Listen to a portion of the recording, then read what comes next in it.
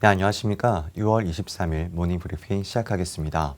지난밤 미국 증시는 온건한 통화 정책에 대한 기대감이 다시금 부상하면서 상승세를 이어갔습니다.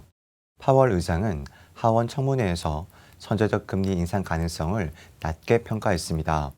조기 긴축 우려가 그간 시장 변동성 요인으로 작용해온 만큼 이날 발언은 시장에 긍정적으로 해석됐습니다.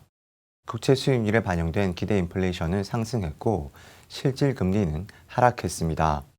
이날 국채 10년물 수익률은 장중 1.5% 선을 상회하기도 했지만 약보합권인 1.46%대로 마감했습니다.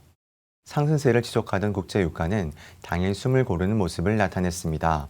달러 인덱스도 이틀째 하락세를 보였습니다. S&P 500은 전일 대비 0.51%, 다우는 0.20% 상승했습니다. 기술주 비중이 높은 나스닥은 0.79% 상승하며 종가 기준 사상 최고치를 경신했습니다. 전일에는 인플레이션 기대 심리 상승으로 경기 민감주가 강세를 나타냈지만 이날은 다시 성장주 유형의 오름세가 두드러졌습니다. 그만큼 양 진영에 대한 시장의 선호가 혼선을 빚는 것으로 판단됩니다. 시가총액 상위에 포진한 대형 기술주들은 일제히 상승했습니다. 페이스북이 2.0% 상승한 가운데 애플과 마이크로소프트 그리고 아마존이 1%대의 상승률을 기록했습니다. 테슬라도 0.5% 상승했습니다. 언택트 대표주인 넷플릭스는 2.5%, 줌 비디오는 1.5% 상승했습니다. SNS 업체 트위터와 음원 업체인 스포티파이도 각각 2.9%, 3.3% 상승했습니다. 파월 페드 의장은 미 하원에서 열린 청문회에 참석해 최근 인플레이션은 일시적 요인에 근거한다고 평가했습니다. 더불어 선제적으로 금리를 올리지 않을 것이라고 강조했습니다.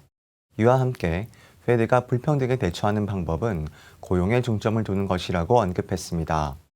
이는 고용 정상화가 나타날 때까지 온건한 정책을 이어갈 것임을 간접적으로 시사한 것으로 볼 수 있겠습니다.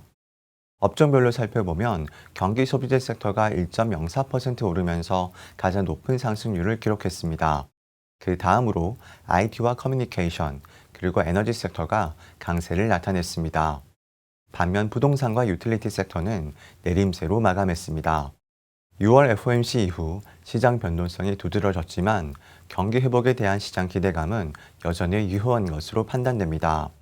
경기 민감도가 높은 국내 증시 또한 점진적 상승 흐름을 이어갈 것으로 예상됩니다. 이상 모닝 브리핑 마치겠습니다. 감사합니다.